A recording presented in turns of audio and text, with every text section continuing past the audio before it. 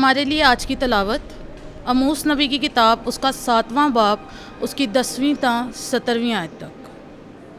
تب بیتل کے کاہن امسیہ نے شاہ اسرائیل یاربام کے پاس کہلا بھیجا کہ اموس اسرائیل کے گھرانے میں تیرے خلاف سازش برپا کرتا ہے اور ملک اس کی اتنی باتوں کی برداشت نہیں کر سکتا، کیونکہ اموس یوں کہتا ہے کہ یربام تلوار سے مارا جائے گا اور اسرائیل یقیناً اپنے وطن سے اسیر ہو کر جائے گا۔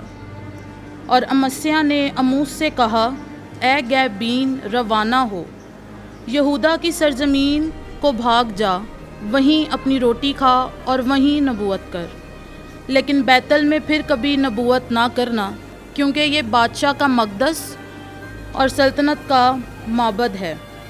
اس پر اموس نے جواب میں امسیہ سے کہا، نہ نبی ہوں نہ نبی ذات، میں تو گلہ بان ہوں اور گلروں کا پالنے والا۔ پر خداوند نے مجھے گلہ کے پیچھے سے لے لیا، اور خداوند نے مجھ سے کہا کہ جا اور میری امت اسرائیل کے لیے نبوت کر۔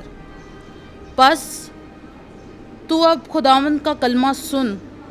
تو کہتا ہے کہ اسرائیل کے خلاف نبوت نہ کر اور اسحاق کے گھرانے کی مخالفت میں پیغمبر نہ بن۔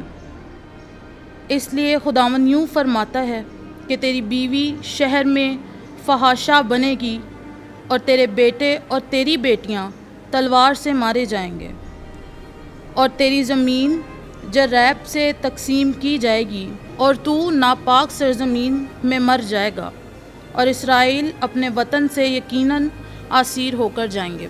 پاک کلام کے پڑھے اور سنے جانے پر خدا کی برکت ہو، خدا کا شکر ہو۔